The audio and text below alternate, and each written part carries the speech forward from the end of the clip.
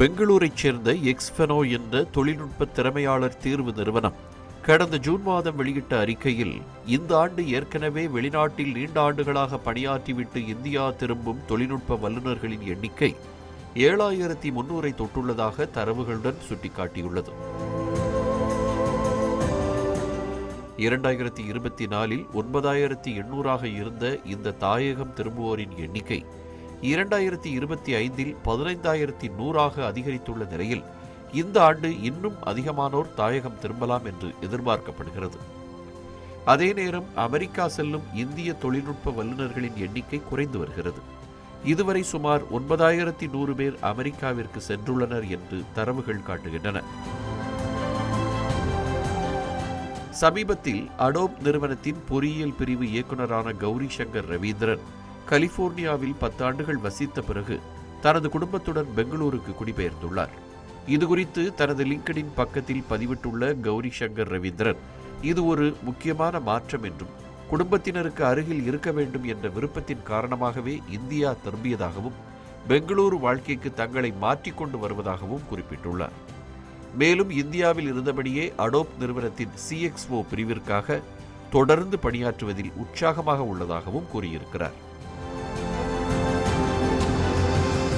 முன்னதாக மெட்டா நிறுவனத்தின் மூத்த பொறியியல் தலைவரான பாலாஜி குருராஜன் 18 ஆண்டுகள் அமெரிக்காவில் பணியாற்றிய பிறகு பெங்களூருக்கு குடிபெயர்ந்ததை தனது லிங்க்டின் பக்கத்தில் பகிர்ந்து கொண்டார். அதில் ஆயிரக்கணக்கான மைல்களுக்கு அப்பால் இருந்து குடும்பத்தின் முக்கியமான நிகழ்வுகளை வேடிக்கை பார்ப்பதற்கு பதிலாக அன்பிற்குரியவர்களுடன் அதிக நேரம் செலவிடுவதற்காகவே இந்த தனிப்பட்ட முடிவு எடுக்கப்பட்டதாக கூறியிருந்தார்.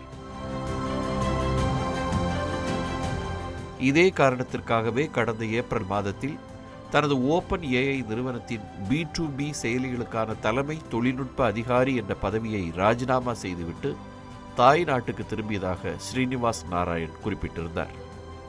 குறிப்பாக 1276 தொழில்முறை நிபுணர்களிடம் நடத்தப்பட்ட ஒரு ஆய்வில் 53% விசா தொடர்பான நிச்சயமற்ற தன்மை காரணமாகவே இந்தியாவுக்கு திரும்புகின்றனர் என்று தெரிவித்துள்ளனர். இதற்கெல்லாம் அதிபர் டிரம்பின் 2வது பதவிக்காலத்தில் ஏற்பட்டுள்ள குடியேற்ற கொள்கை மற்றும் H1B விசா நடைமுறைகளில் கொண்டு வந்துள்ள மாற்றங்களும் குழப்பங்களுமே முக்கிய காரணங்களாக சொல்லப்படுகிறது. இதற்கிடையே அமெரிக்காவில் பணிபுரியும் பல இந்தியர்கள் தங்கள் வேலையை பறித்துக் கொள்கின்றனர், விசா மோசடிக்காரர்கள் என்றும் தீவிர வலதுசாரி அமெரிக்கர்கள் குற்றஞ்சாட்டுவதாக கூறப்படுகிறது. கடந்த டிசம்பரில் ஃபெடெக்ஸ் நிறுவனத்தின் தலைமை நிர்வாக அதிகாரி ராஜ் சுப்பிரமணியம் ஆட்குறைப்பு நடவடிக்கைகளை மேற்கொண்ட போது அவர் இந்தியர்களுக்கு சாதகமாக செயல்படுவதாக குற்றம் சாட்டப்பட்டு சமூக ஊடகங்களில் கடுமையாக விமர்சிக்கப்பட்டது குறிப்பிடத்தக்கது. பல ஆண்டுகளுக்கு முன்னதாகவே ஜோஹோ நிறுவனத்தின் நிறுவனர் ஸ்ரீதர் வேம்பு அமெரிக்காவில் உள்ள இந்திய வம்சாவளி தொழில்நுட்ப நிபுணர்கள் இந்தியாவுக்கே திரும்பி வருமாறு வலியுறுத்தியிருந்தார்.